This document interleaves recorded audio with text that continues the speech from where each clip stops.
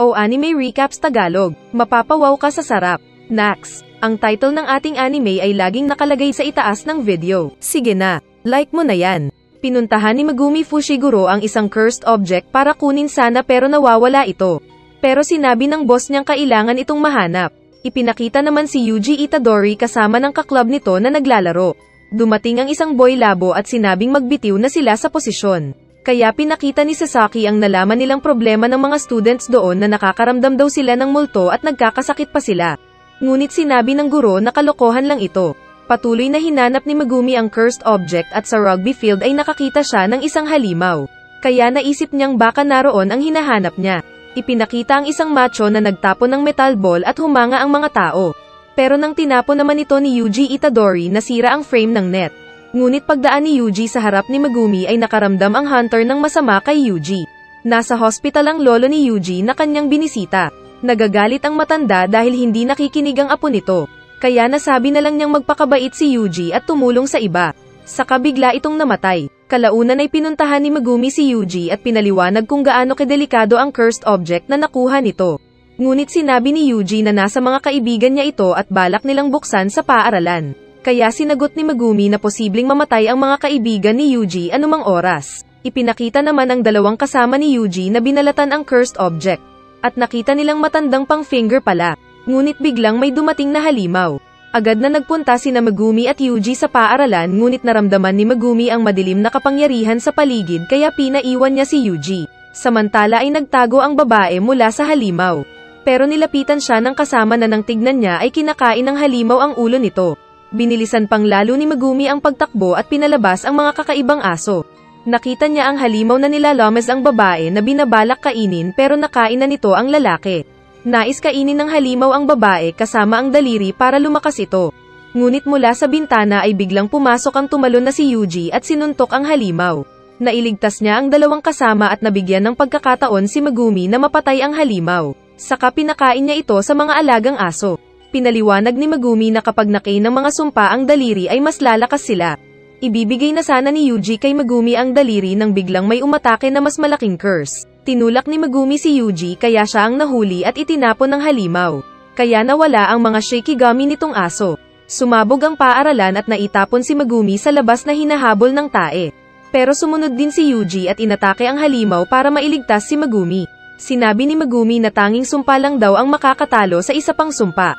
Pero nais lang daw sundin ni Yuji ang utos ng lolo na iligtas ang kaya niyang iligtas. Kaso ay nahuli ng halimaw si Yuji at binalak ding kainin dahil hawak pa rin niya ang daliri.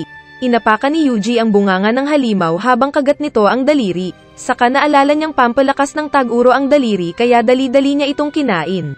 Nang hinayang si Megumi dahil alam niyang mamamatay si Yuji sa pagkain ng sumpa. Subalit biglang lumakas si Yuji at kinarni nito ang mas malaking sumpa. Namatay nga ang halimaw ngunit biglang dumami ang mata ni Yuji saka na-take over siya ng sumpa ng daliri. Sinabi nitong kakain daw ng maraming mga bata at babae. Pero biglang muling kinontrol ni Yuji ang katawan kaya nagulat ang sumpa. Dahil inakala ni Megumi na masama na si Yuji ay papatayin din sana niya ito. Pero sinabi ni Yuji na pumunta na lang sila ng ospital. Tapos biglang dumating si Satoru Gojo na boss ni Megumi. Nagpunta daw ito para mag-sightseeing. Nalaman nitong kinain ni Yuji ang daliri ni Sukuna kaya napatingin siya sa lalaki. Sinabi ni Satoru na palabasin si Sukuna ng 10 segundo para labanan niya muna. Kaya ginawa nga ito ni Yuji at mabilis na umatake ang halimaw. Pero naglalaro lang si Satoru na iniilagan ang pag-atake ni Sukuna saka sinuntok ito ng malakas. Gumanti si Sukuna pero walang epekto kay Satoru. Saka muling binawi ni Yuji ang pagkontrol sa sarili na ikinamangha ni Satoru. Pero pinatulog siya at nang magising ay sinabi ni Satoru ang desisyon ng Jujutsu Council. Hindi daw kayang sirain ng Jujutsu ang mga daliri na ipinakita pa ni Satoru sa harap ni Yuji. Dalawang bagay daw ang pwedeng gawin kay Yuji. Ang una ay patayin ng maaga. At ang ikalawa ay kainin muna niyang lahat ang 20 daliri ni Sukuna, bago nila siya patayin. Sa paraang ito ay mawawala ng tuluyan ng sumpa.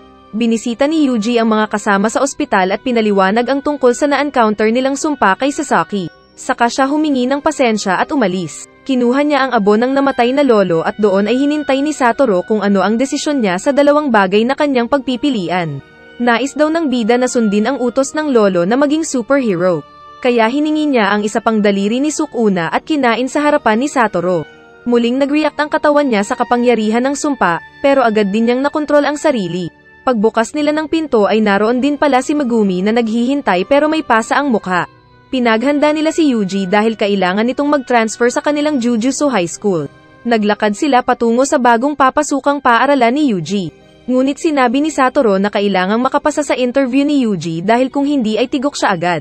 Kaya biglang nagsalita ang bunganga ni Sukuna na nasa katawan ni Yuji na nagsabing si Satoru ang uunahin niyang targetan kapag nakontrol ang katawan ng bata. Pero pinatigil ito ni Yuji. Nagtanong si Yuji kung sino ang mas malakas kina Satoru at Sukuna at sinabi ni Satoru na siya. Nakapunta sila ng paaralan at nakita ni Yuji ang principal na si Masamichi na gumagawa ng stuffed toys. Pinagalitan ni Masamichi si Satoru dahil na late sila. Saka nagtanong ito kung bakit nais ni Yuji na pumasok ng paaralang iyon. Kaya nagdahilan ang bida na dahil sinusunod niya ang utos ng lolo na maging tagapagtanggol ng iba. Hindi naniwala si Masamichi at inutusan ang manika nito na may sumpa at inatake si Yuji. Sinuntok ito ni Yuji pero nag-bounce lang ito at muli siyang nasaktan. Saka nasabi ng principal na dapat ay may iba pang mas malalim na rason si Yuji sa balak na pag-enroll doon. Nasuntok si Yuji sabay napaisip na nais niya talagang tulungan ng ibang tao para hindi pa sila masira ng sumpa ni Sukuna. Nakapasa ang bida sa interview at dinala siya ni Satoru sa sasalihan niyang dorm. Sinubukan siya ni Satoru na nagsabing bahala na sila sa paghahanap sa mga daliri ni Sukuna pero sinabi ni Yuji na ayaw niyang inaabutan ng bugbog sarado na Megumi.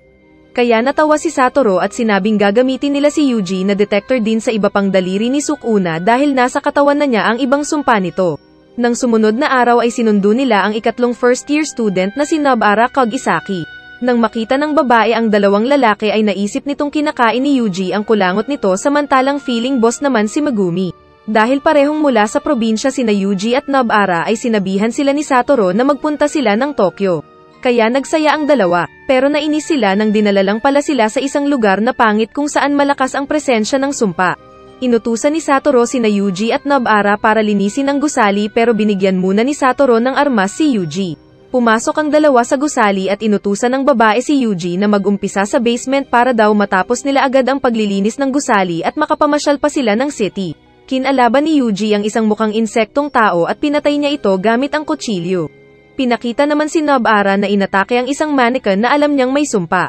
Ginamit niya ang pako at martilyo at nataman ang mannequin. Sinabi ni Satoru kay Megumi na mas malakas daw ang sumpa sa syudad dahil nakadepende ito sa dami ng taong nakatira sa isang lugar. Tuluyang pinasabog ni Nobara ang mannequin na natalo. Pero nagulat siya nang biglang may bata sa gilid na nagtatago. Kinuha ito ng sumpa na mukhang Humpty Dumpty at ginawang hostage ang bata kaya hindi makaatake si Nobara. Nagdalawang isip ang babae na hayaang mamatay ang bata kaya tinanggal niya ang mga armas para sumuko. Ngunit hindi pa rin iniiwan ng pangit ang bata at walang balak sumuko. Pero biglang lumabas si Yuji sa pader at pinutol ang kamay ng pangit at nailigtas ang bata. Dahil naputulan ay tumakas ng halimaw at lumabas ng gusali. Pero dinikitan ni Nobara ng voodoo doll ang kamay ng sumpa at gamit ito ay nasaktan niya ang tumetakas na halimaw at namatay. Saka nagkwento ng walang kwenta si Nobara tungkol sa kanyang nakaraan kaya di ko nasasabihin. Hinatid nila ang bata at pagkatapos ay papunta na daw sila sa kainan. Ngunit hindi nagsasalita si Megumi dahil nagtatampo pala dahil hindi nakalaban kaya pinagtawanan siya ng dalawa. Minsan nang may pinuntahan si Satoru, ay inutusan ang tatlong first-year na bida para puntahan ang isang juvenile detention center. Dahil may activity ng curse womb na nagawa pang makahuli ng 5 tao. Ipinaliwanag ni Kiyotaka na ang misyon lang ng tatlo ay makumpirma kung totoong may sumpa doon na posibleng naging special curse na. Kapag nakita nilang special na ito ay kailangan nilang tumakbo para hindi mamatay. Sa kanilang pagpasok ay gumawa si Kiyotaka ng barrier para hindi sila makita ng ibang tao. Napabilib naman si Yuji at nang maglabas ng aso si Megumi ay nakyutan din ito. Sinundan nila ang aso para hanapin ang sumpa. Nagulat sila nang makita ang loob dahil naging maluwang ito kumpara sa 2-story building na kanilang pinasok. Nakita nila ang bangkay ng isang bilanggo at nais itong ilabas ni Yuji para ibalik sa nanay nito. Ngunit sinabi ni Megumi na hindi sila nagpunta doon para sa bangkay. Inaawat sila ni Nobara sa kanilang pag-aaway, nang biglang mahayla ang babae palubog sa sahig. Naalerto si Megumi at mas lalo siyang natakot nang makita ang aso nitong patay na nakadikit sa pader. Tatakbo sana sila pero biglang naroon ang sumpa at hindi sila makagalaw. Naisip ni Yuji na malakas siya at kinuha ang armas na inundayan ang special curse. Pero ang kamay niya ang naputol na bumagsak. Pinakita naman si Nobara sa isang madilim na lugar kung saan pinaligiran siya ng maraming mga pangit. Nag-usap si Yuji at Sukuna at sinabi ni Sukuna na kapag pinakawalan siya ng bida ay papatayin nito si Megumi saka gagahasain si Nobara dahil malaki daw ang hinaharap nito. Kaya sinabi ni Yuji kay Megumi na hanapin nito si Nobara at tumakas sila.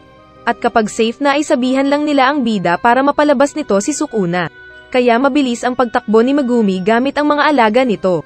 Samantalang iniistorbo naman ni Yuji ang halimaw na kamukha ng Shokoi na kasama ni Hellboy pero may buhok na Shaolin Kung Fu. Naubusan ng pako si Nobara at wish lang niya na kumuha ng mas marami. Kakainin na sana siya ng isang lizard nang biglang may mang-agaw sa babae na malaking palaka. Shikigami pala ito ni Megumi na nagsabing umalis na sila agad. Naitapon si Megumi dahil sa power ng kalaban at naputulan pa siya ng mga daliri. Saka naisip niyang natatakot siya at nais ng magandang pagkamatay. Naiiyak siya ngunit sumugod pa rin siya ng suntok pero sinalag ng Shokoi. Narinig niya ang pag-alulong ng aso ni Megumi na signal, kaya agad siyang naging Sukuna at natakot ang Shokoi na umatras. Naisip ni Sukuna na tawagin ang Shokoi para magkasama nilang patayin ang mga bida. Pero umatake ang Shokoi kaya napaghilom niya ang kamay ni Yuji. At para makontrol ang mga cursed spirits ay kailangan ng kontrata. Inatake ni Sukuna ang Shokoi at inapakan ang ulo nito kaya nasira ang sahig at nahulog sila. Hinawakan ng Shokoi ang paa niya pero biglang pinutol ni Sukuna ang kamay ng Shokoi na nahulog. Sa labas ay sinabi ni Megumi kay Kiyotaka na magpadala ng level 1 na kasing lakas ni Saitama. Saka nagpaiwan daw ito para tapusin kung sakali si Yuji. Samantala sa loob ay tinanggal ni Sukuna ang mga kamay at paa ng Shokoi. Pero nagpatubo ulit ang Shokoi at mukha pang confident. Kaya ginamit ni Sukuna ang kapangyarihan nito at pinalawak ang teritoryo. Kaya nahati ang Shokoi na parang pork chop. Sa kanya kinuha ang sarili niyang daliri mula sa loob ng katawan ng halimaw na dahilan ng lakas nito, kaya ito nasunog. Pinapalabas ni Sukuna si Yuji pero walang sumasagot kaya siya napangiti. Sa labas ay naramdaman ni Megumi na namatay na ang Shokoi ngunit nagulat siya nang biglang lumabas si Sukuna sa likod niya. Naghubad ito sa harap ni Megumi sa kaharapang dinukot ang puso ni Yuji at itinapon sa tabi. Ginawa daw niya ito para kung sakaling bumalik si Yuji ay tigok ito agad. Saka din niya kinain ang pangatlo pa nitong daliri at sinabing papatayin si Megumi. Dahil tinanggal ni Sukuna ang puso ay naisip ni Megumi na kapag nahirapan ang kalaban sa pakikipaglaban sa kanya ay ibabalik nito ang puso. Kaya pinalabas ni Megumi ang Shikigami na ibon at sabay silang umatake. Pero sumasayaw lang na umiilag ang demonito at sinabing gamitin daw nila ng buong espasyo sa labas. Kinain ng malaking Orochimaru ni Megumi si Sukuna at winasiwas ito habang kinukuryente ng ibon. Pero pinasabog lang ito ni Sukuna. Saka hinawakan ang pantalon ni Megumi at hinila sa katinapon sa mga puno at sinipa ng malakas na parang Sangoku. Sinubukan niyang tumakas gamit ang kanyang Shakinami pero pinalo lang siya ni Sukuna kaya siya naitapon. Dahil namatay ang mga alaga niya at ayaw niyang mamatay din ang ibon ay pinakawalan niya ito. Saka naalala niya ang isang babae at binalak niya sanang lumaban. Kaya na-excite na sana si Sukuna. Pero biglang sinabi ni Megumi na iniligtas niya noon si Yuji dahil ayaw niyang nakikitang nasasaktan ang mga taong mababait. Dahil dito ay biglang lumabas si Yuji na naghihintay lang pala at napakamot sa ulo dahil nabisto siya ni Megumi na naroon lang. Pero dahil wala na ang puso niya ay namatay ang bugok na bida. Dahil sa pagkamatay ng bida ay naiinis si Satoru at naisip nitong may mga nasa higher-ups ang sinamantala ang pagkakataon na wala siya para mapatay ang mga students niya. Naisip niyang patayin na lang lahat ang mga boss pero biglang pumasok si Shoko at pinakalma si Satoru. Saka sinabi ng babae na may gagawin siya sa bangkay. Samantala habang malungkot na nag-uusap sina Nobara at Megumi dahil sa pagkamatay ni Yuji ay dumating ang tatlong second years na sina Panda, Maki at Toge. Sinabi ng mga ito ang tungkol sa exchange student na mangyayari sa pagitan ng Jujutsu Sister Schools sa Kyoto at Tokyo. Gagawa daw ng contest ang dalawang principal na lalaruin ng kanilang mga mag-aaral. 2 araw ang laro at sa unang laro ay team battle. Samantalang sa ikalawang laro ay individual match. Tinawag ng mga second year ang mga first years para sa pagsasanay at pumayag naman ang dalawa para daw mas lumakas pa sila. Ipinakita naman ng isang ancient sorcerer na si Kenjaku na kinakausap ng mga cursed spirits. Nagpapatulong ang mga ito para matalo nila ang mga Jujutsu fighters na mga tao. Kaya sinabi nitong kung nais ng mga halimaw na manalo ay kailangan nilang matalo ang pinakamalakas na Jujutsu fighter na si Satoru. At makuha nila ang loob ni Yuji at Sukuna. Saka sinabi nitong hindi papatay ang bida. Ipinakita nga sina Yuji at Sukuna sa loob ng teritoryo ng halimaw. Inaatake siya ng nagagalit na bida dahil sa pagpatay nito sa kanya. Sinuntok niya ang paa ni Sukuna pero sinipa siya ng curse at inupuan para hindi makagalaw. Saka pinaliwanag nito na hindi pa sila patay at pwede pa silang mabuhay basta magkaroon sila ng kontrata. Sinabi ni Sukuna ang nais nito na kapag sinabi niyang extend ay bibigyan daw siya ni Yuji ng dagdag 1 minuto para kontrolin ang katawan. Saka hindi daw siya mananakit at papatay ng kahit sino sa panahong iyon. Nagka-interest kasi ito kay Megumi at nais makita ang mangyayari sa lalaki. Kunwari pumayag si Yuji pero sinuntok niya si Sukuna at hindi daw papayag. Sinabi ni Sukuna na maglaban sila at ang matatalo ay magpapaubaya, na tinanggap ni Yuji. Pero natagpas ang ulo nito. Habang nag-uusap sina Kiyotaka at Satoru ay sinabi ni Shoko na mag-uumpisa na niyang kakatayin ang katawan ni Yuji. Pero biglang bumangon si Yuji kaya natuwa si Satoru na binati ang pagbabalik ng bida. Kalaunan ay sinabi nito kay Shoko na balak nitong isali si Yuji sa paparating na contest. Samantala sa store na kinaroroonan ni Kenjaku sinabi ng lalaki sa mga multo na ikulong nila sa isang special na kulungan sina Sukuna at Yuji. May isang waiter ang nararamdaman ang lakas ng mga sumpa na kaharap ni Kenjaku. Kaya mabilis itong nag-quit at tumakbo palabas. Lumapit ang manager para magtanong kung anong kailangan ng mga customer nila pero bigla itong nasunog at namatay. Nagulat ang mga nakakita ngunit hindi pa tapos si Jugo at isa-isang sinunog lahat ng mga tao sa restaurant. At bago pa makalabas ang isang waiter sa pinto ay sinunog din niya ito. Kinausap ni Yuji si Satoru na sinabing turuan siya para maging malakas. Kaya pinakitaan siya ni Satoru ng pagkakaiba ng curse energy at curse technique at demonstration sa dalawang inken. Akala ni Yuji kung lalakas na siya ngunit sinabi ni Satoru na inborn daw ang kapangyarihang ito. Kaya nawalan ng pag-asa ang bida. Pero sa utak ni Satoru ay alam nitong maa-adapt din ng kanyang katawan ang kapangyarihan ni Sukuna. Naglabas ng manikang ng boxing at maraming CD si Satoru at sinabing manood si Yuji habang ginagamit ang curse energy na patulugin ito. Dahil kung hindi ay susuntukin siya. Samantala sa pagsasanay ni Megumi kasama sina Maki at Panda ay napatanong ito kung paano magdala ng armas na hindi hinahawakan. Sinabi ng babae na may mga nakakagawa nito gamit ang Shikigami. Biglang naalala ni Megumi ang tanong ni Sukuna sa kanya na bakit daw siya tumakbo, sayang daw ang talent niya.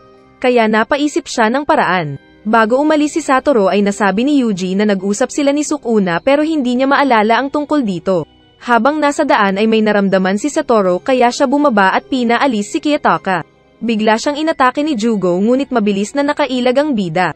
Pinatamaan siya ng armas nitong lava at napuno ng apoy si Satoru. Akala ni Jagaw kung patay na ang bida pero hindi man lang nagalusan na lumabas sa apoy. Nagtaka si Satoru dahil nagagawa ng curse na magplano ng ambush. May mga insekto pang armas si Jagaw na umatake. Pinigilan ito ng bida pero insect bomb pala ang mga ito na sumabog. Nakaligtas pa rin si Satoru kaya muli siyang inatake ni Jagaw at sinuntok ng nag-aapoy na kamao. Napasabi siyang sisiw, pero muling nagpakita si Satoru na buhay.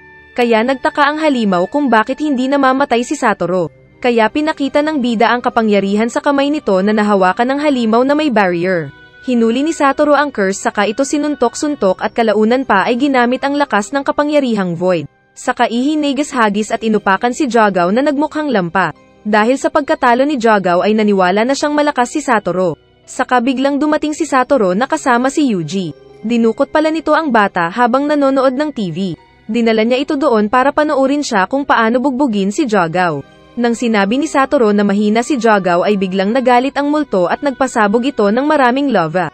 Natakot naman si Yuji dahil tinawag ni Satoru na mahina ang isang malakas na halimaw. Saka ginamit ni Jagaw ang buong lakas at pinalabas ang kanyang domain expansion na puno ng mainit na lava. Nasa loob sila ng bulkan na kinapaso ni Yuji. Tinuruan siya ni Satoru tungkol sa uri ng kapangyarihang ito. Nainsulto daw ang halimaw dahil sa sinabi ni Satoru na mahina siya kaya binalak nitong umatake. Pero tinanggal ni Satoru ang kanyang blindfold at pinalabas din ang kanyang domain na Infinite Void. Biglang nawala ang domain ni Jagaw na mga lava at napalitan ito ng kalawakan. Saka tinanggal ni Satoru ang ulo ng halimaw. Dahil may mga bagay pa daw na nais itong tanungin ay hindi niya pinatay ang spirit curse. Hindi ito lihim kina Kenjaku at ng kasama nitong isa pang pangit. Nais iligtas ng isa pang pangit na si Hanami ang kasama samantalang umalis si Kenjaku. Ini-interrogate na ni Satoru si Jagaw nang biglang umatake si Hanami gamit ang mga bulaklak nito. Ngunit bigla nitong inatake si Yuji kaya niligtas ito ni Satoru at nakatakas ang mga halimaw. Nagtaka si Satoru dahil first time in history daw na magtulungan ang mga cursed spirits. Kaya inutusan niya si Yuji na magpalakas at sumali sa exchange student contest. Nagpunta sina Kenjaku at Hanami kasama ang ulo ni Jogao sa isang isla at doon ay ipinakita ang isa pa nilang kasama na Mahito. Doon ay kinantsawan ni Kenjaku si Jogao dahil sa pagkatalo nito sa laban nila ni Satoru. Saka pinaliwanag niyang kailangan kasi nilang gamitin ang utak at mag-timing. Nasinang-ayunan naman ni Mahito. Kalaunan pa ay nag-exercise ang dalawang loko at saka ginamit nilang bola ang ulo ni Jogao at naglaro sila ng soccer na tatlo kina Hanami. Kaya napapasigaw na lang sa galit si Jogao. Samantala ay habang nasa harap ng vending machine sina Nobara at Megumi ay dumating ang dalawang second year na sina Mai at Todo. Sa kanila binubuli ang dalawang first year student sa kanilapitan ng lalaki si Megumi at nagtanong kung anong babae ang type nito. Saka sinabi niya ng long legs at malaki ang puwet ang gusto niya. Sinabi ni Megumi na hindi ganda ang tinitignan niya kundi yung mabait ang ugali. Nagustuhan naman ng dalawang babae ang sagot niya. Pero naiiyak si Todo na inatake si Megumi. Hinawakan naman ni Mai si Nobara at tinutukan ng baril nang sabihin ni Nobara na mas maganda ang kapatid niyang si Maki. Naalala ni Megumi ang Todo na nakipaglaban sa 100 cursed spirits at tinalo ang mga ito. At inakala niya kung wala itong kapangyarihan pero sinagot ni Todo na hindi niya ginagamitan ng curse technique ang mga mahihinang halimaw. Tanging sa special curse lang niya ito ginagamit. Kaya agad na nag-summon si Megumi ng mga teacher ni Naruto. Ngunit biglang tinapon lang ito ni Todo at gumamit ng suplex para itapon si Megumi. Nakailag pa ito sa pag-atake ngunit dahil sa lakas ni Todo ay nabubagbog si Megumi. Saka parang baki na tinulak nito ang bida sa ilalim ng kahoy na tulay. Tutulong sana ang mga palaka pero walang kaya ang mga teacher ni Naruto. Ilalabas sana ni Megumi ang kapangyarihan pero biglang nagsalita si Toge at pinatigil si Todo. Saka dumating si Panda na sinuntok ang macho. Natigil ang laban nila at pinaalis ni Panda si Todo at hintayin daw ang araw ng contest. Pinakita din si Mai na tinutukan ng baril si Nobara na nakahiga sa lupa. Pero dumating si Maki at pinigilan ang kapatid. Humabol pa si Nobara na malak si Mai pero dumating si Todo na hinahanap ang jacket. Aalis daw sila dahil pupunta ng concert ng isang Momoland si Todo para manood ng kembot-kembot.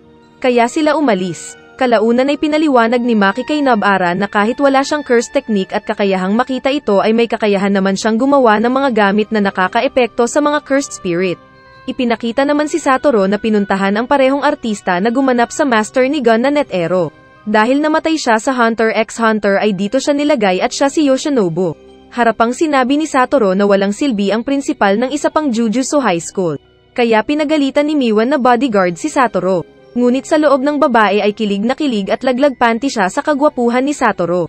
Sinabi ni Satoru ang pag-ambush sa kanya ng dalawang malakas na cursed spirit.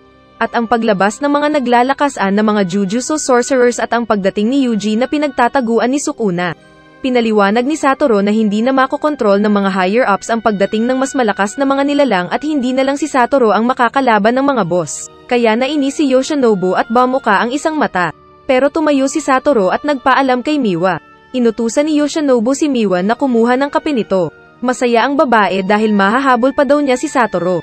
Hinabol nga niya ang lalaki at nagpa-picture saka mabilis din na bumalik kay Tanda. Pero nakalimutan nito yung kape. Sa isang paaralan ay pinakita ang isang student na si Junpei. Binugbog siya dahil lang sa boobs ng isang babae. Nang sinabi niyang hindi naman maganda ang babae at nais lang siyang galawin ng 3 bully ay mas lalo siyang inupakan. Nagpunta siya ng isang sinehan at doon ay nakita ulit niya ang 3 bully. Dahil sa maingay ang mga bully ay naiinis siya dito at nais niyang manahimik ang mga ito. Biglang lumabas si Mahito sa loob ng sinehan at hinawakan ang mga bully na naging pangit ang itsura. Pasintabi sa kumakain ngayon. Nasaksihan ni Junpei ang pag-atake ni Mahito sa 3 kaya agad siyang lumabas at sinundan ang multo. Nag-usap sila ni Mahito at nais magpaturo ni Junpei kung paano gumamit ng curse technique. Samantala ay nagpunta naman ng sinehan sina Yuji at ang isang Sherlock Holmes sorcerer na si Kento. May kakayahan itong mag-imbestiga tungkol sa mga krimen na gawa ng mga cursed spirits. Pinakilala pala ito ni Satoru kay Yuji na isa ring senior Jujutsu sorcerer. Ngunit hindi ito pala kaibigan na tulad ni Satoru. Sinabi pa nito kay Yuji na hindi daw niya iniisip na isang Jujutsu sorcerer si Yuji kundi ay isa lang lalagyan ng time bomb na si Sukuna. Paglabas nila ng sinehan ay may 2 pangit na gusto daw mag-lunch break. Inatake nila ang 2 bida. Inilabas ni Kento ang kanyang chopping knife at sinugatan ang isang halimaw. Samantalang nakikipagpalakasan ng mano-mano si Yuji sa kalaban nito pero naitapon siya. Kalaunan ay ginamit ni Kento ang kapangyarihan at nahiwa at napatay ang isang halimaw. Naalala naman ni Yuji ang training nila ni Satoru at nagawa niyang magamit ang maliit nitong teknik at sinuntok sa dibdib ang halimaw na natamba at natalo. Papatayin sana ni Yuji ang isa pero pinigilan siya ni Kento. Saka nalaman nila kalaunan na mga tao ang mga ito tulad ng mga bully na ginawang longganisa ni Mahito. Pinaliwanag ito sa kanila ni Ayuri. Dahil sa sinapit ng mga tao ay nagagalit si Yuji, na pinagtaka ni Kento. Samantala ay nasa kabilang banda naman si Junpei na tinuturuan ni Mahito tungkol sa mga cursed spirits. May mga cursed spirits mula sa fairy tale at mayroon din sa mga bato, dagat at kakahuyan. May narinig si Junpei na sisilipan sana niya pero nilapitan siya ni Mahito. Saka sinabi nitong siya naman ay cursed spirit na nabuo dahil sa galit ng isang tao sa kapwa nitong tao. Kalaunan ay binigyan ng misyon ni Kento sina Yuji at Kiyotaka na buntetan si Junpei na nag-iisang taong nakakita sa nangyari sa sinehan. Pero bumalik si Kiyotaka at nalaman niya kay Kento na alam nitong patibong ang pagsunod na gagawin nila kay Junpei. Ipinakita ang nakaraan ni Junpei na nagkukwentuhan lang naman sila nang biglang pumasok ang ilang mga bully na pinaalis silang parang mga daga. Inapakan ng isang lalaki ang libro ni Junpei pero pumalag si Junpei at nais kunin ang libro. Kaso ay natakot ang iba at lumabas at pinasara ng siga ang pinto. Saka naging natakot din pala si Junpei na binayo ang wetpo sa loob. Nagpunta ulit si Junpei sa kinaroroonan ni Mahito at doon ay nag-usap sila tungkol sa nararamdaman ng tao. At doon ay pinakita ni Mahito ang mga pinag-eksperimentuhan nitong mga tao. Sinabi pa nito kay Junpei na pwede niyang patayin ang mga taong kinaiinisan niya. Pero huwag gagayahin dahil palabas lang ito. Saka din siya lumabas kalaunan pero sinusundan pala siya ni Yuji at Kiyotaka. Binalak ni Kiyotaka at Yuji na gamitin ng isang maliit na cursed spirit para malaman nila kung nakakakita si Junpei ng cursed spirits. Kapag umatake daw ang maliit na paru-paro kay Junpei ay iligtas ito ng bida. Saka nila kakausapin si Junpei at tanungin ang mga nalalaman nito. Ngunit kung makita nilang mas malakas pa si Junpei sa kanila ay tatakbo sila at magpapatulong kay Kento. Samantala ay nakapasok naman si Kento sa imbornal na tirahan ni Mahito at pinatay ang mga mutated humans doon. Lumabas si Mahito at nakahinga daw dahil hindi si Satoru ang naroon at isang mahinang sorcerer lang. Sinabi ni Kento na nag-overtime na daw siya sa trabaho kaya naglaban na sila agad ni Mahito.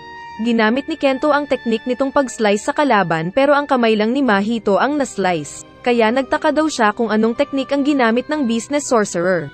Naghilom ang katawan ni Mahito at pinakita ang kapangyarihan na kaya nitong pag-ibahin ang itsura ng katawan ng isang tao. At marami daw siyang tinatago para gawing armas. Pero sinabi ni Kento na kailangan niyang madismiss sa tamang oras, anuman ang mangyari. Pinakita naman si Junpei na naglalakad nang makita nito ang teacher na matandang lookism, pero bully ang matabang ito. Sinabi ng teacher na namatay na daw ang mga kaibigan nitong nambubogbog sa kanya. Dahil dito ay nanginig sa galit si Junpei at naalala ang sinabi ni Mahito na pwede niyang patayin ang mga kinaiinisan. Susubukan sana niya nang biglang dumating si Yuji na hinuli ang maliit na tae. Pero nalaman niyang nakikita ito ni Junpei. Nais kausapin ni Yuji si Junpei pero nagalit si matandang lookism kaya tinanggal ni Yuji ang pantalon nito, saka itinakbo. Kaya walang nagawa ang guro kundi sundan ang bida. Samantala ay patuloy sa paglalaban sina Kento at Mahito at nahihirapan si Kento sa pagtalo kay Mahito dahil sa kakaiba nitong kapangyarihan. Umatake si Mahito gamit ang humahabang kawawang mga tao. At nakita pa ni Kento ang nagmamakaawa na tao. Ngunit naalala niya ang sinabi ni Ayuri na wala na silang magagawa sa mga naging pangit.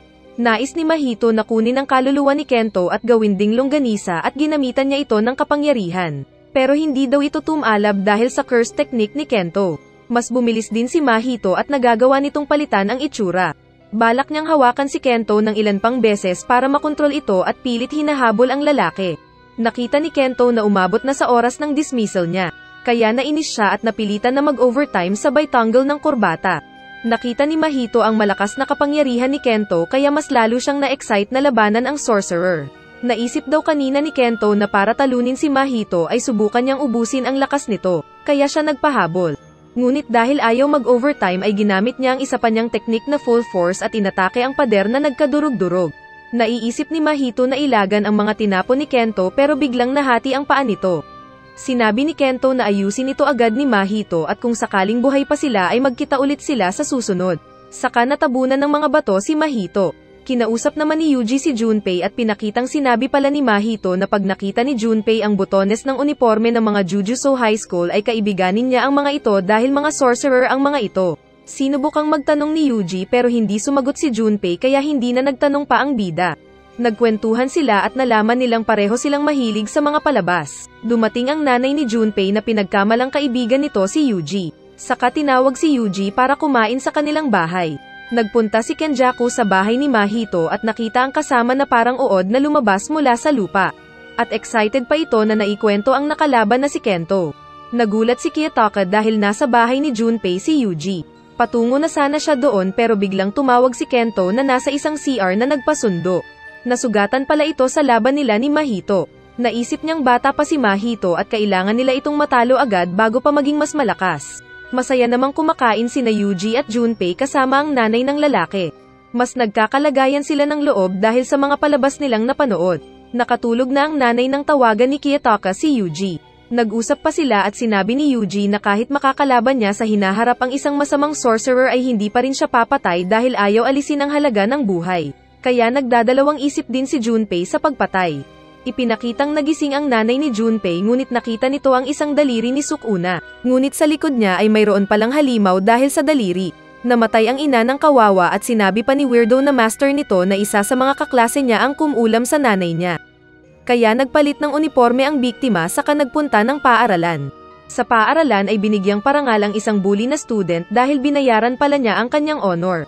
Sa labas ay naroon sina Mahito at Kenjaku at doon ay gumawa si Mahito ng barrier doon.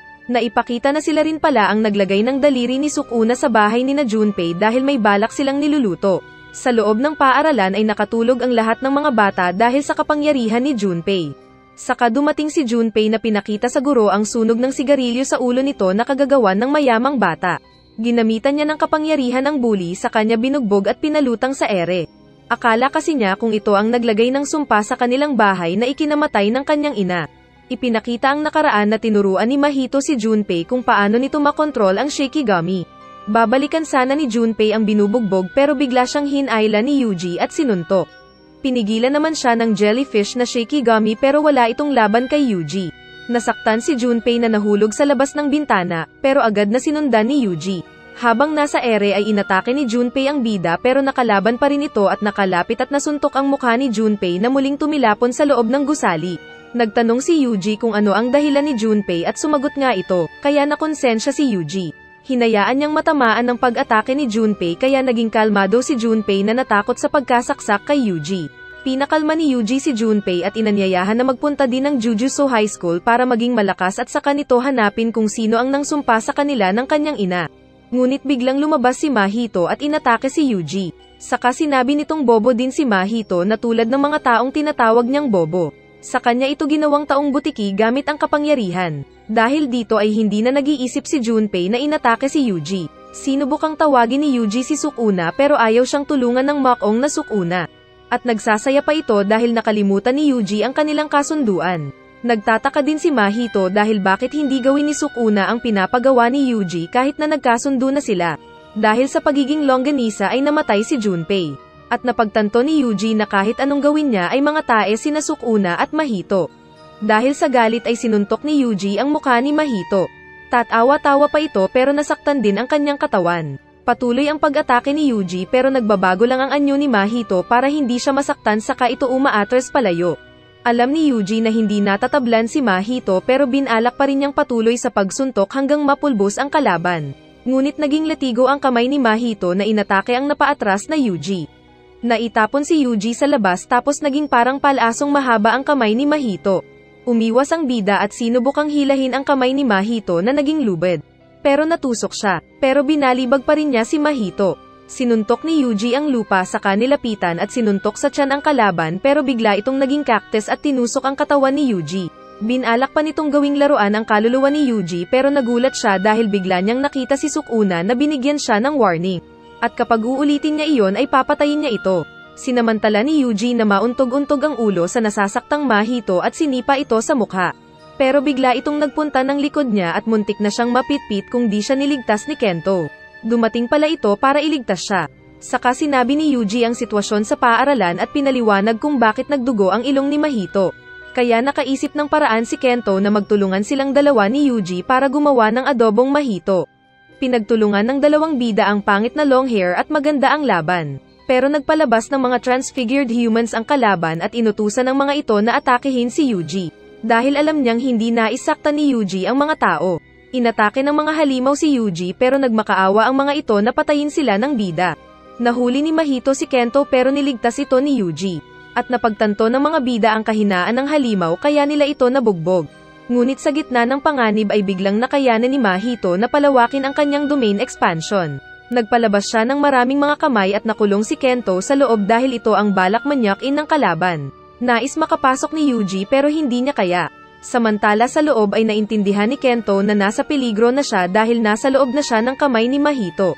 Maging siya ay hindi pa niya nakakamit ang level para magpalabas ng domain expansion. Ipinakita ang kanyang nakaraan na umalis daw siya ng Jujutsu Company para magtrabaho sa isang kumpanya ng mahilig sa pera. At naging wala daw siyang pakialam sa mga tao basta ang mahalaga ay magkaroon siya ng pera. Isang araw pagbisita niya sa suki niyang nagbebenta ng tinapay, ay nakita niyang nahihirapan ang nagbebenta na babae dahil may mamo pala sa balikat nito. Kaya tinanggal niya ang mamo. Sa simple na pasasalamat ng babae ay nagkaroon siya ng interest na muling bumalik ng Jujutsu Company. Akala niya ay patay na siya pero biglang nawasak ang domain expansion ni Mahito at nakapasok si Yuji. Dahil nasa loob ni Yuji si Sukuna ay alam ni Kento na malalagay si Mahito sa peligro dahil automatic na katumbas nitong hinawakan din ni Mahito ang kaluluwa ni Yuji. Kaya lumabas nga si Sukuna at inatake si Mahito na nasugatan ang leeg. Wala daw pakialam si Sukuna sa kahit sino maliban lang kay Megumi. Nawasak ang domain expansion at natamba si Mahito. Ngunit nagawa pa rin itong magamit ang nalalabing kapangyarihan at gumawa ng malaking tae. Agad naman itong sinuntok ni Yuji gamit ang lumalakas nitong suntok. Ngunit peke lang pala ang sinuntok ng bida dahil ang totoo ay distraksyon lang ito ni Mahito na tumakbo. Dahil sa pagod at butas sa katawan ay natamba si Yuji kaya natigil sila sa paghabol. Samantalang nagpahinga naman si Mahito sa ilalim ng kanal habang iniisip kung gaano kalakas si Sukuna. Kalaunan pa ay pinuntahan ni Mahito at Kenjaku si Jugo na naliligo sa isang hot bath. Sana all. Naka-recover na rin ang katawan nito at nanghihitit pa ng kawawang tao na ginawa niyang swako. Nagbalak ang tatlo na ipunin nila ang lahat ng mga daliri ni Sukuna at gamitin ito para makuha nila ang loob ni Sukuna para sumama sa kanilang grupo. Sa kinaroroonan naman ni Satoru at Kento ay dumating si Yuji na excited para sa pagbabalik at pagpapakita nito sa paaralan. Naiisip kasi nito kung ano kaya ang magiging reaksyon ng mga kasama niya sa kanyang muling pagpapakita, lalo na at inakala nilang patay na siya. Pagdating ng araw ng contest ay napahiya si Nobara dahil siya lang ang may dalang malita. Akala niya kung pupunta sila ng Kyoto, pero ang mga taga-Kyoto pala ang pupunta sa kanila. Dumating naman ang mga Jujutsu students na nagmula sa Kyoto at nagbatian sila. Hinahanap nila ang isang tao na akala nilang makakasama ng mga first year. Pero dumating si Satoru dala ng isang kahon, kung saan lumabas si Yuji. Nagpakita si Yuji na inakala niyang magugulat ang mga kasama pero natulala lang ang mga ito. Maging ang ibang students ay hindi interesado sa bida. Nakita ni Lolo Jockey ang bida at napamalagat na naman ang isang mata nito lalo na nang inaasar siya ni Satoru. Sinabi nila sa mga manlalaro ang rules ng palaro at saka din sila naghiwalay. Sa grupo ng mga bida ay nalaman ni Yuji kung ano-ano ang mga kakayahan ng bawat kagrupo. Malakas daw ang kapangyarihan ni Toge na speech user dahil pwedeng kahit na anong sabihin nito ay mangyari. Kinukuha ni Makia ang pinahiram nitong tabak kay Yuji, na nasira ng bida, kaya nagpalusot na lang ito na binalik niya kay Satoru. Samantala ay inutusan ng matandang prinsipal ang mga mag-aaral na kailangan nilang patayin si Yuji ngunit palabasa na aksidente. Dahil di raw sila nakakasiguro kung tao pa ito lalo na at nasa kanya si Sukuna. Ngunit hindi payag si Todo na sinipa ang pinto. Aalis daw ito para panoorin ang idol nitong chicks. Sinubukan siyang pigilan ni Kamo at ng matanda, pero nagalit si Todo at sinabing papatayin nila silang lahat kung pipigilan siya sa nais nitong panonood ng chicks. Nang sinamiwan na lang ang natira ay nag-usap sila kung paano gawin ang misyon. Sa loob ay hindi rin payag si Miwa sa pinapagawa sa kanila na pagpatay kay Yuji. Kinakausap naman ni Satoru ang kasama nitong guro sa Kyoto School na si Yori. Ipinaalam ni Satoru na posibleng may traidor sa kanila dahil sa nakalaban nilang mga cursed spirits na organisado ang grupo. Sinabi kasi ni Satoru na mahina si Yori kaya binato siya nito ng kape. Nagsimula ang contest ng mga students ng magkaibang paaralan at sa battlefield ay sinalubong sila ng malakas na si Todo. Pero agad itong inatake ni Yuji kaya nakatakas ang iba. Ipinakita ang pagpaplano ng mga bida na binalak pala nilang si Yuji ang ipapalaban kay Todo para lang istorbohin nito, para makapagtrabaho ang iba sa kanilang objective. Muling pinakita ang naglalaban na Yuji at Todo. Sinuntok ni Todo si Yuji kahit may gagambang pumagitna at naitapon si Yuji. Saka siya pinagsisipa ni Todo sa ulo. Susuntukin pa sana nito ang bida pero nakita niyang wala na itong malay. Aalis na sana si Todo pero biglang gumalaw at tumayo si Yuji. Nagagalit ito dahil sa pag-apak ng maskuladong kamukha ng kalaban ni Baki. Nagtanong si Todo kung anong klase ng babae ang type ng bida. At sinabi nito na matangkad na matambok ang puwet. Kaya napa-imagine si Todo na best friend sana sila ni Yuji kung sakali at naiyak pa ito. Pero biglang nagpakita si Mai at binaril ang bida na nakailag. Dumating din ang iba pa at ginamit ni Miwa ang espada. Kaso ay nakaiwas din ang maliksing bida kaya humanga ang babae. Pinalibutan nila ang bida na nakatunog na binabalak siyang patayin ng ibang mag-aaral. Ngunit sa isang iglap ay biglang napunta sa ibang lugar si Yuji na kinagulat din ng iba pa. Saka nagalit si Todo na iba ang ngiti na sinabing papatayin ang mga kasama dahil sa pakikialam nila sa kanyang laban. Naramdaman pala ng Tokyo Group ang biglaan na pagtaas ng killing presence ng kabilang grupo nang makita nila si Yuji. Saka lahat sila ay nagpunta sa kinaroroonan ni Yuji para tulungan at makumpirma ito. Sumagot si Kamo na nais nilang patayin si Yuji ngunit wala silang sama ng loob. Samantala ay patuloy ang labanan ni Todo at Yuji at nagiging masaya si Todo dahil nakakalaban nito ang malakas na lalaki. Kahit na mas maliit daw ito ay kakaiba ang time lag ng suntok nito. Ngunit napasigaw ito sa inis dahil mali daw ang teknik na iyon ni Yuji. Kaya sinabi nito sa bida na mahina ang time lag teknik niya na iyon at hindi siya nito matatalo. Kaya nagpalabas pa ng enerhiya ang bida sa katawan at umatake. Nasisiyahan naman si Todo dahil sa ganda daw ng pagkarate sa kanya ni Yuji. Naibalibag siya sa lupa at nasuntok sa ulo. Pero nakangiti si Todo na isinangga na ang ulo at hinawakan ang kamay ni Yuji. Saka bigla itong nag-lecture sa bida na ang time lag technique ni Yuji ay para lang sa mga mahihinang sorcerer. Kaya tinuro nito kung paano ma-channel ng tama ang enerhiya sa katawan. Na naintindihan daw ni Yuji kaya muli silang nagposisyon sa laban. Samantala ay nazukol ni Nobara at Panda si Momo sa isang puno. Doon ay sinusubukang asarin ni Nobara si Momo pero feeling niya ay siya ang naiinis. Biglang nabaril si Panda na natambas saka dumating si Mekamaru. Pero bumangon bigla si Panda at inatake si Mekamaru. Ipinakita ang tunay na Mekamaru na sugatan at maraming benda na galit. Inilabas nito ang armas ng robot niyang Iron Man at pinag-aatake si Panda. Naglabas ito ng malaking laser pero sinangga ito ng Panda. Saka ipinakita na si Panda pala ay isang cursed spirit ng Tokyo Principal na kanyang sinanay sa pagsuntok mula pagka-baby. Kaya pinagsusuntok nito si Mekharu na hindi makita ang pag-atake ni Panda. Saka pa niya ito inuntog ng puwet. Naipanganak daw na walang kamay at paa si Mekamaru kaya kapag nakakakita siya ng cursed object na naglalakad ay naiinis siya. Kaya ginamit nito ang buong lakas ng ultimate cannon at pinasabog si Panda. Akala ni Mekamaru kung natupok na ang kalaban niya. Pero bigla itong nagbago ng anyo na mabangis na panda ang muka na may pagka-gorilya. Sinuntok nito si Mekamaru na gumamit pa ng ultimate panangga nito pero nasira lang at naitapon siya ng malayo. 3 daw ang cursed core object na nasa katawan ni Panda at nasira na ang 2. At tanging ang gorilla core na lang ang natitira sa kanya na may lakas. Naiisip naman ni Mekamaru na masisira ang robot niya kapag muli niyang gagamitin ang mga malalakas na pag-atake. Mabilis na inatake ni Panda ang robot at naglaban sila ng malapitan. Ngunit ginagamit ni Mekamaru ang isip at nilalayuan ang Panda.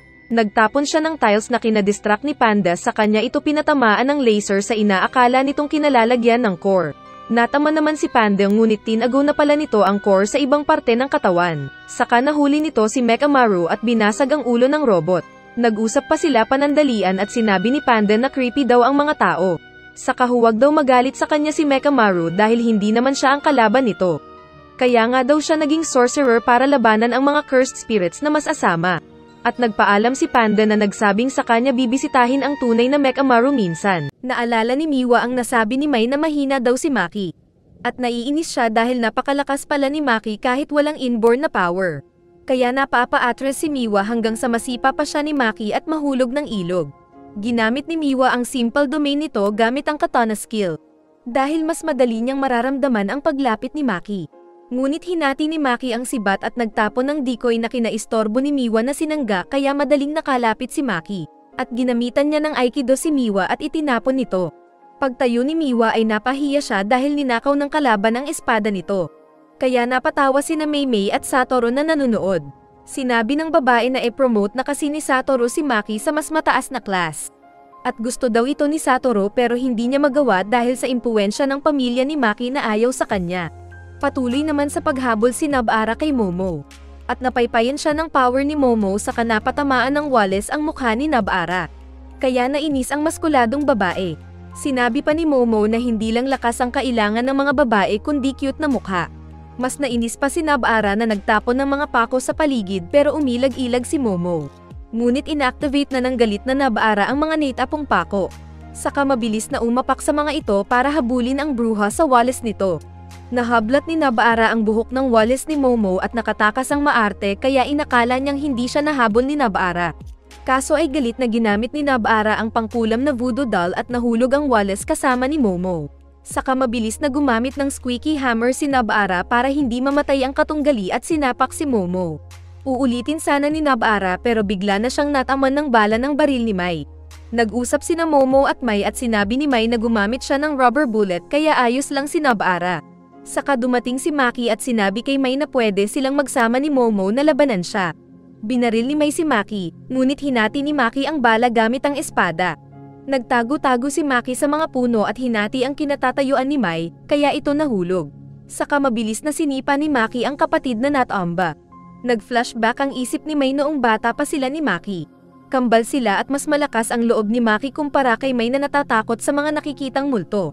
Nang dalaga na sila ay nagpaalam na si Maki sa boss ng kanilang clan at umalis para magpalakas. Saka daw babalik para maging clan leader.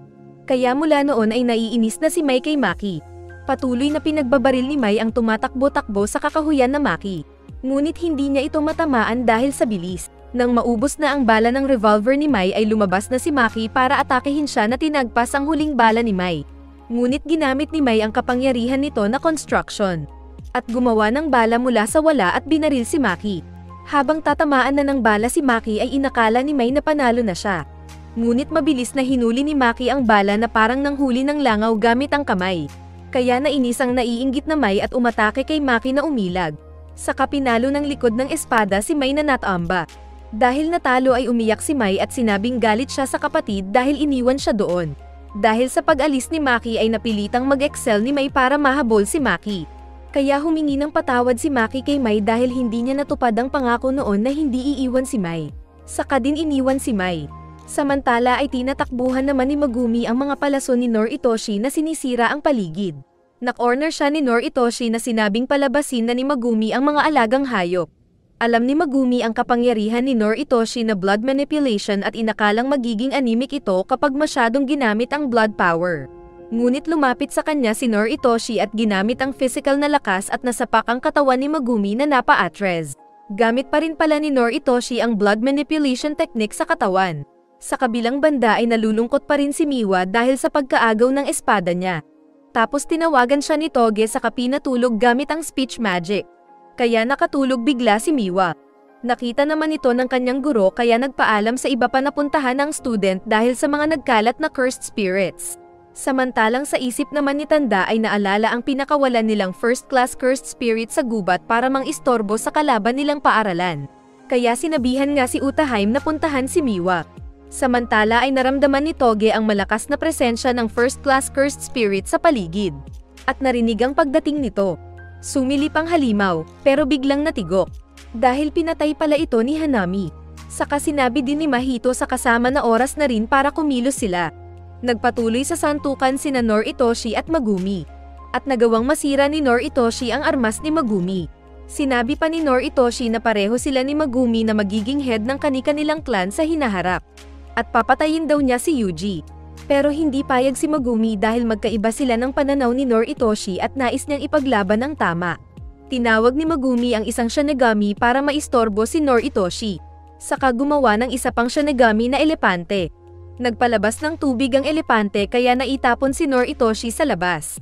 At habang nasa ere ay ginamit ni Megumi ang kuryente ng Shinigami na ibon at nasaktan kaunti si Noritoshi.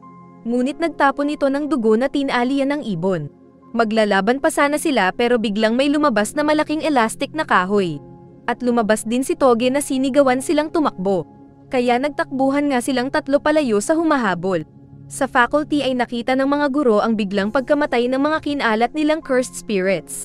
Kaya naalerto sila na posibleng may hindi magandang nangyayari. Ipinakita ang kalbo na kasama ni Mahito na gumawa na ng itim na barrier. Kaya pag-abot ni Utahaim, Satoru at Yoshinobu ay nagawa na ang barrier. Sisirain sana ito ni Satoru pero nasaktan ang kamay niya. Ngunit lumulusot naman sina Utahaim at Yoshinobu kaya nagtaka ang tatlo. Pumasok sina Utaheim at ang matanda at naramdaman nila ang malakas na presensya ng cursed spirit sa loob. Nakita nila si Juzo na kasama ng mga kalaban na excited sa kanilang pagdating. Dahil kapwa kalbo ay pinauna na ni Yoshinobu si Utaheim. Saka inilabas nito ang electric guitar para magpatugtog. Nakita ni Megumi at ng dalawa pa si Hanami na isang cursed spirit. Kaya sinubukan nilang tawagan si Satoru para sabihin ang sitwasyon. Ngunit mabilis na tinabig ni Hanami ang cellphone. Kaya sinigawan ni Toge si Hanami na huwag gumalaw. At napatigil ito kaunti, saka agad ding umatake si Noritoshi gamit ang blood power ngunit walang epekto kay Hanami. Ginamit ni Megumi ang espada pero damit lang ang nasira. Saka nagulat sila nang magsalita si Hanami gamit ang psychic. Sinabi ni Hanami na layunin nilang maubos ang lahat ng tao saka nag-charge. Tumakas ang tatlo para sa kanilang buhay. Pag-atake ulit ni Hanami ay pinatigil ito ng sigaw ni Toge, saka din pinatamaan ng blood power ni Noritoshi. Binalak ng tatlo na takbuhan si Hanami hanggang makalabas sila ng barrier. Ngunit hindi sila sigurado kung makakatakas sila kaya ginagamit nila ang speech power ni Toge. Paglabas nila ng bahay ay inutusan ni Megumi ang ibon na umatake. Pero tinusok lang ni Hanami ang dibdib nito na namatay. At nasaktan din ang leeg ni Toge na nagdugo. Kaya nagawang masuntok ni Hanami si Noritoshi na naitapon. Tumayo bigla si Toge na hinarap si Hanami at muling sumigaw ng malakas kaya naitapon ang halimaw. Buhay pa si Hanami na biglang inatake ni Maki pero sinangga ang espada. Pero nagawang maputol ni Megumi ang sungay ni Hanami. Ibinigay ni Megumi ang armas ni Maki na tinatago nito sa sariling spiritual na bodega. Mas malakas ito kumpara sa naunang armas niya kanina. At buong lakas na hinaampas ng babae ang sumanggan na Hanami pero naitapon. Sinabayan ni Megumi ang pag-atake ni Maki gamit ang shikigami nitong aso. Lahat daw ng experience at lakas ng mga namamatay niyang aso noon ay naipapasa sa bago niyang shikigami. Kaya mas malakas ang dumating na wolf at nakalmat si Hanami. Pero naghihilom ang sugat ng cursed spirit. Pinagtulungan ni Maki at Megumi na atakehin ng espada at pamalo si Hanami na nasaktan. Ngunit biglang nasaktan si Megumi dahil may tumubo na halaman sa katawan nito. Kapangyarihan ito ni Megumi na nanghihigop sa kapangyarihan ng mga Jujutsu warriors kaya biglang naglaho ang malakas na shikigami ni Megumi. Umatake pa si Maki ng palo pero nakaiwas si Hanami na sinuntok siya at nahuli. Nakita ito ni Megumi na sinubukang gamitin pa rin ang curse energy. Pero pinigilan siya ni Maki at sinabing tapos na ang trabaho nila. Saka biglang dumating sina Todo at Yuji na kinuha si Maki. Dumating din si Panda na inutusan ni Todo na buhatin si Megumi at Maki. Saka sila umalis. Nagpunta ng gilid si Todo na sinabing hindi niya tutulungan si Yuji hanggat hindi nito nagagawa ang teknik na Black Flash. Nakita ni Hanami ang kapangyarihan ni Todo na mas mahina kumpara sa kanya. Saka napatanong sa sarili kung ano ba yung Black Flash na sinasabi ng dalawa. Nagtanong ang bida kung konektado si Hanami kay Mahito. At nang sinabi ni Hanami na oo ay galit na sumuntok si Yuji gamit ang buong lakas. Pero nakailag lang si Hanami. Sinampal siya ni Todo at sinabing hindi siya dapat nagpapadala sa galit. At ipinaalala na hindi siya dapat magalit para makapag-focus. Saka sinampal ulit para magising.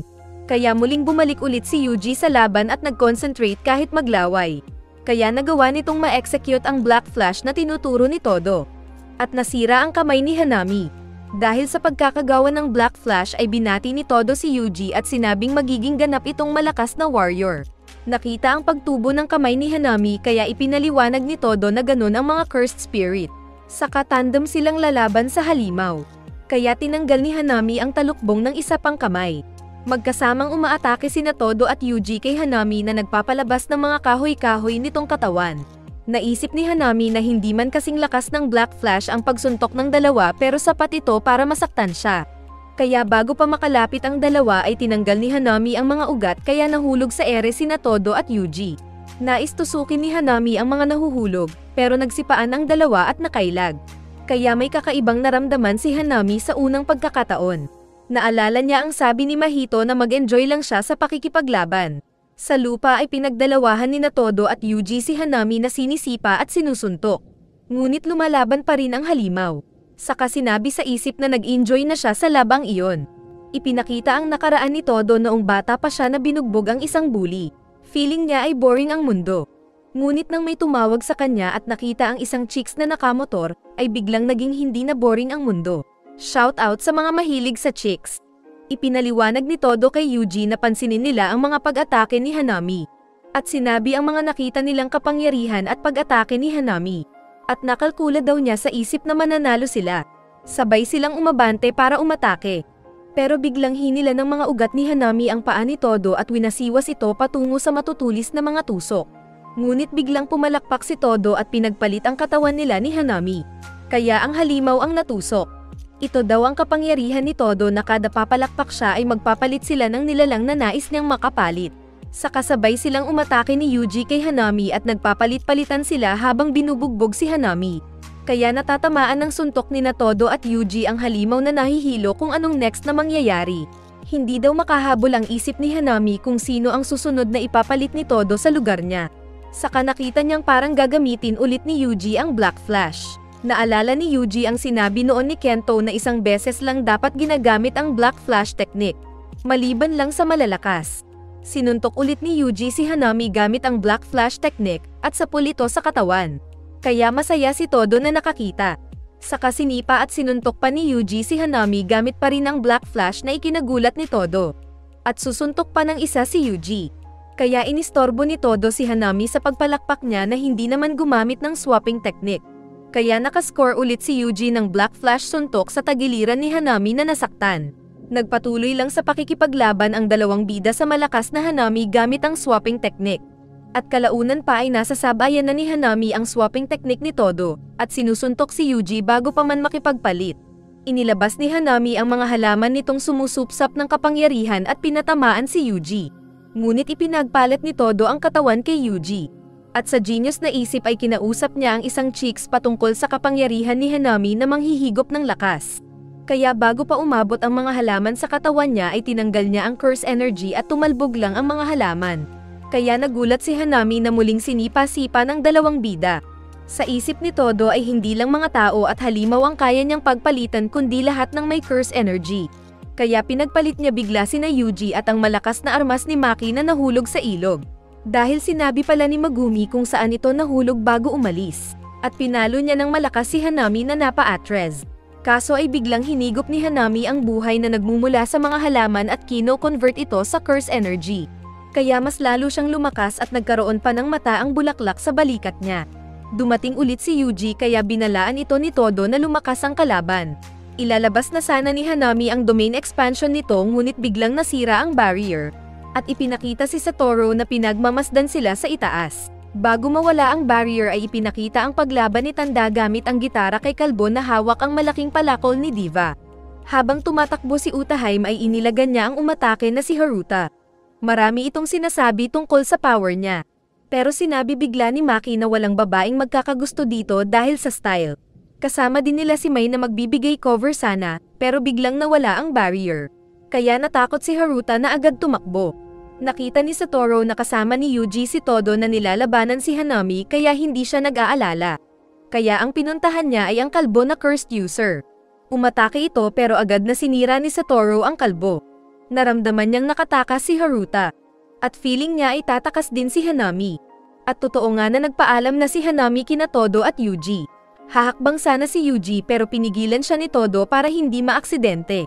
Nagpalabas ng malakas na power si Satoru na tina-target ang kinaroroonan ni Hanami. At buong lakas at bilis na tinamaan ang kinaroroonan ni Hanami sa harapan ni Todo at Yuji. Masaya si Satoru dahil nakapagpalabas ng enerhiya. Pero alam pa rin niyang may mali. Saka ipinakita nga si Mahito na nakuha ang tunay nilang balak kunin ng mga daliri ni Sukuna. Kalaunan ay ipinakitang nakaligtas si Hanami at nakita ni Haruta. Nakita ni Haruta na nanghihina si Hanami at naisip nitong patayin ang cursed spirit.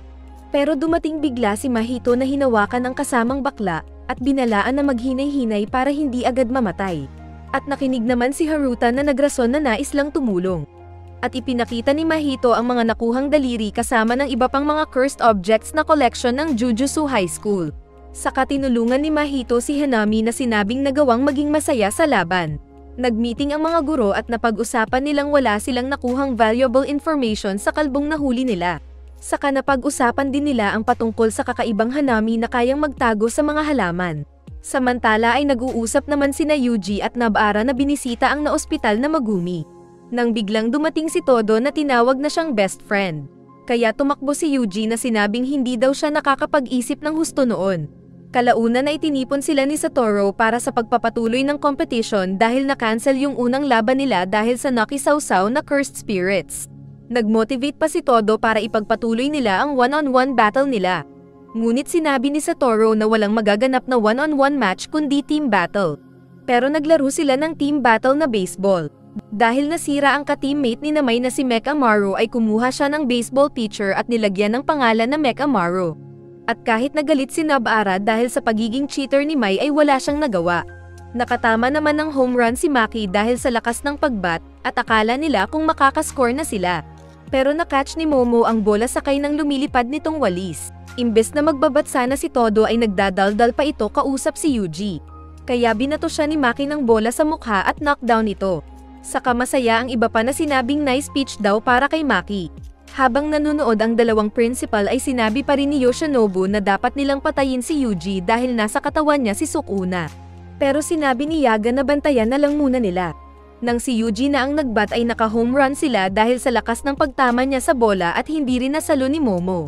Ipinakita ang isang lalaking tumatawag sa payphone trying to call home. Ngunit hindi niya alam na may multo pala sa likod niya. Dahil sa misteryosong pagkamatay ng ilang mga tao ay magkakasama sina Akari at ang tatlong first year para alamin kung anong nasa likod ng krimen. Ipinakita niya sa mga bida ang litrato ng tatlong namatay sa pare-parehong paraan. Pinuntahan nila ang pang-apat na kaibigan ng mga ito pero nakita nilang patay na rin sa doorway. Kaya nagpunta na lang sila ng dating paaralan ng mga biktima. Hindi nila alam kung paano magsisimula pero nakakita sila ng mga siga na sinabi ni Nobara na bugbugin nila. Mayabang ang mga siga pero bigla silang bumait. Kaya akala ng dalawa kung sila ang kinatakutan. Pero si Megumi pala ang kinatakutan nila. Kaya nagulat at pinilit ni Yuji at Nobara na pakantahin si Megumi. Ayaw magsalita ni Megumi na hindi makatingin pero sinabi ng mga siga na binugbog lahat ni Megumi ang lahat ng punk sa paaralan na iyon. May dumating na staff kaya nagpakilala si Akari na sila ang pinadala na investigador doon. At nakilala rin ito si Megumi kaya kinantsawan siya ng iba. Kalaunan ay napag-usapan nila ang urban legend patungkol sa isang suicide bridge malapit sa paaralan. Saka sinabi pa ng staff na isang araw ay lumiban sa klase ang apat na namatay at nagpunta sila ng suicide bridge na iyon. Kaya naisip ng mga bida na puntahan pa rin nila ang bridge para makita kung may kakaiba doon. Lumapit ulit ang staff at nagtanong kay Megumi kung kamusta na ang kapatid nito. At sinabi ni Megumi na ayos lang. Kaya nagulat sina Yuji at Nobara dahil hindi nila alam na may kapatid pala itong babae. Samantala sa isang lugar ay pinagmamasdan ni Mahito ang tatlong cursed objects na nakuha nila sa Jujutsuhai. At kinuha ang isa at ipinilit na ipinakain sa isang lalaki. Kaya naging pangit na halimaw ang lalaki na inutusan ni Mahito na may gagawin. Nag-imbestiga ang mga bida at sinubukan pa ni Yuji na tumalon pero ibang paraan dahil tinapon siya ng mga kasama.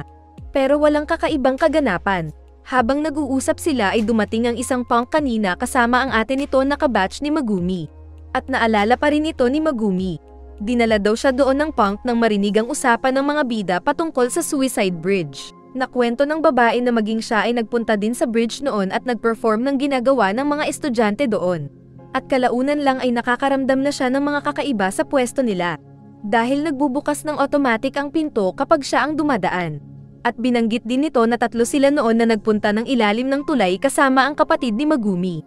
At bago pa mag-isip ng nakakatakot ang babae ay inawat na ni Akira ang usapan nila na agad ding sinamahan ang magkapatid pa uwi. Pero inutusan niya ang tatlo na magpatuloy sa investigasyon.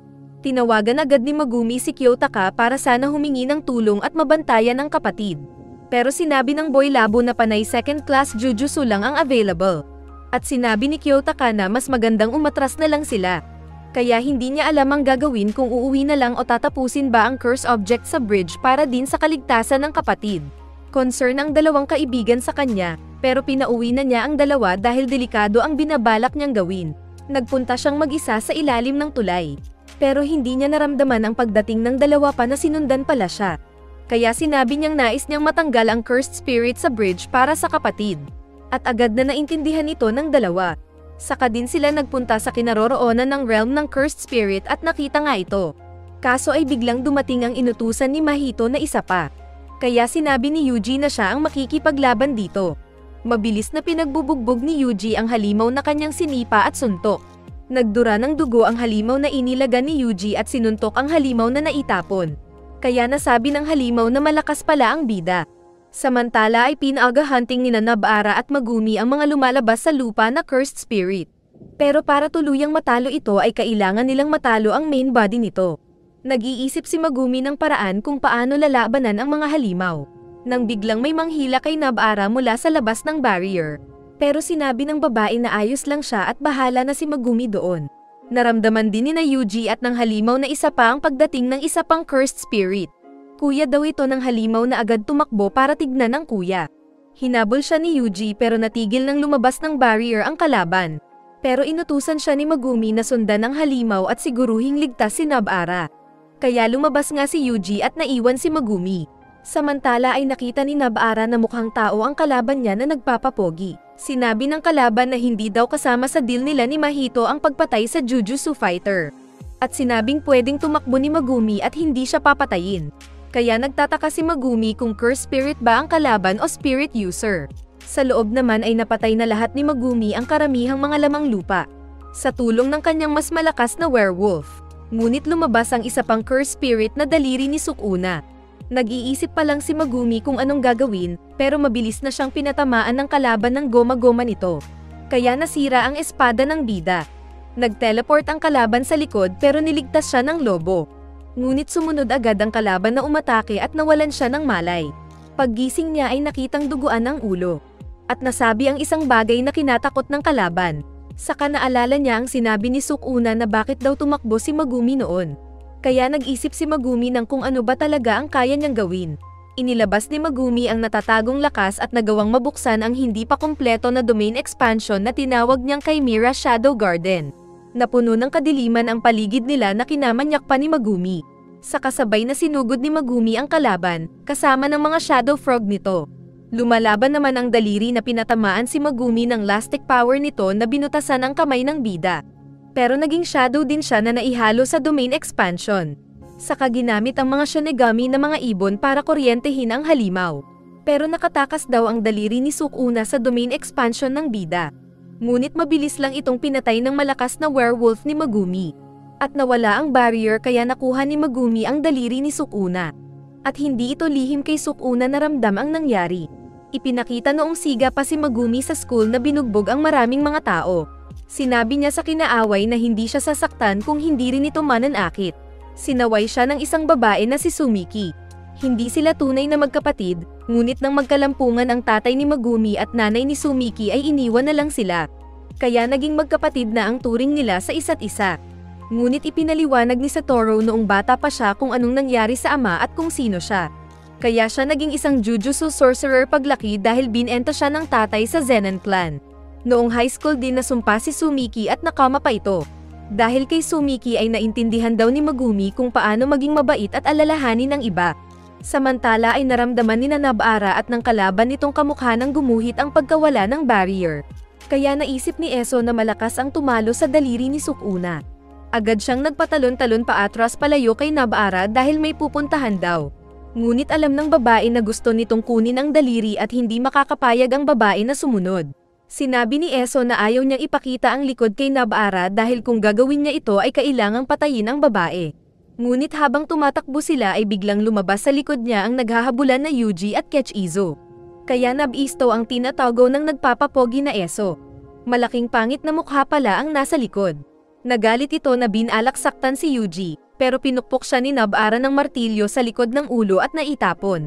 Saka sinabi ng babae na sa likod pala niya nagmumula yung amoy tae na naamoy niya. Dahil dito ay galit na inilabas ni Eso ang pakpak nito para daw patayin ang dalawa. Gawa sa asidong dugo ang pakpak ni Eso na muntik makuha ang mukha ni Nobara. Agad na tumakbo ang dalawa, pero nadaplisan si Nobara na natamba. Kaya binalikan at binuhat siya ni Yuji. Sa kagamit ang pambihirang bilis sa pagtakbo ay nakalayo ang dalawa na nakarating sa kalsada. Nasabi ni Eso na mabilis ang pagtakbo ng bida na may dala pa. Akala ng dalawang bida kung ayos na. Pero biglang lumabas sa tabi si Kechizo na nagbuga ng dugo na sinangga ni Yuji gamit ang katawan. Tutulong sana si Nobara pero inatake din siya sa likod ni Eso gamit ang dugong pangtusok. Muling nagsalita si Eso na nasa tabi na sinabing gagamitin na nito ang special blood technique. At mamamatay daw sila na matutunaw ang laman at buto sa loob lang ng ilang minuto. Ipinakita ang pinagmula ng mga kalaban nila na nilaglag ng isang babae na pinilit buntisin ng isang cursed spirit, ilang daang taon na ang nakaraan. Dahil ayaw ng mga tao at ng babae ay ipinalaglag niya ang mga dinadala. At 3 sa mga ito ang naging cursed spirits na sina Eso, Kechizo at ang kuya nilang si Choso. Nagtanong si Eso kung gusto daw ba ng mga bida na matapos na agad ang paghihirap nila. Ngunit sumagot si Nabara na maglaro sila ng kulam. Inilabas niya ang pako at gamit ang sariling curse technique ay sinundot ang parehong magkapatid. Habang nakina Yuji at Nabara ang curse technique ng magkapatid, ay patuloy nilang mararamdaman ang sakit na dulot ng kulam ni Nabara. Pero sa isip ni Eso ay hanggat hindi sila napapatay ng kulam ni Nabara ay pwede silang maghintay na mamatay ang 2 tao. Muling tinusok ni Nabara ang may-ari ng dugo na unti-unti siyang nilalason kaya nasaktan ang magkapatid. Saka nag-charge din si Yuji na sinuntok ang nasaktan na Kechizo. Hindi daw natatabla ng lason si Yuji dahil kay Sukuna na nasa katawan niya. At kahit panglusaw ang teknik ng magkapatid ay hindi sapat para pigilin ang lakas ng bida. Kaya patuloy niyang pinagbubugbog si Kechizo na hindi makalaban. Aatake sana si Eso kay Nabara pero nag-switch sila ni Yuji kaya si Yuji ang lalabanan ni Eso. At hinahabol naman ni Nabara si Kechizo. Sa isip ni Eso ay makakatagal silang dalawa ni Kechizo sa laban at mahihintay ang pagkamatay ni Nabara. Kaya hindi niya tatanggalin ang cursed spell. Pero nang sumigaw si Kechizo ay automatic na naawa si Eso at tinanggal ang curse mark sa 2 bida. At nagawa ni Yuji na masipa-sipa si Eso. Saka sinuntok ng malakas sa tiyan hanggang makorner sa pader. Gumamit ng dugo power si Eso na tinakbuhan ni Yuji. Pero nagpunta sa likod ni Eso at nag-charge. Nag-charge din si Nabara ng pako at martilyo nito.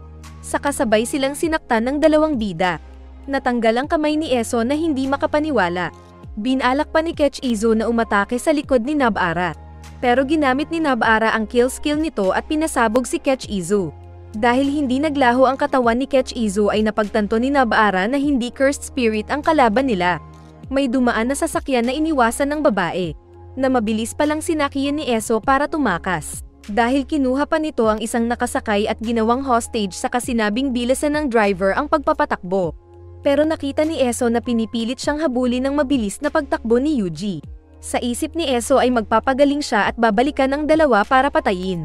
Ngunit nang tignan niya si Nabara ay natigil dahil nakita si Nabara na ginagamit ang pangkulam nito sa kanya. At ginamit nga ng babae ang kulam sa naputol na kamay ni Eso. At sinaksak sa puso ang kalaban na nahulog sa sasakyan.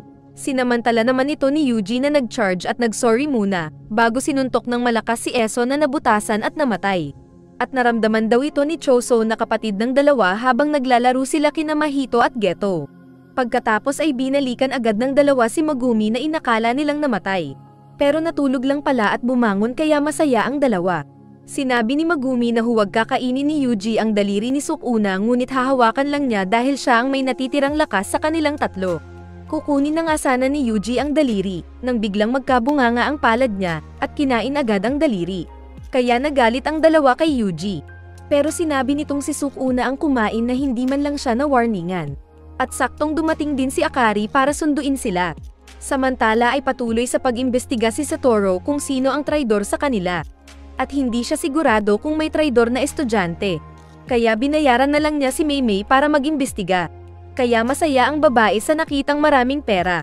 Nagrekomenda naman sina Todo at Meimei kay Tanda na magiging first-class sorcerer ang 3 bida kasama sina Panda at Maki. Magkasamang nag-shopping ang 3 bida. At nang mahulog lang ni Yuji ang isang damit ni Nabara, ay sinuntok ng babae ang bida. At natapos ang series. Marami pang kaganapan para sa season 2 nitong anime.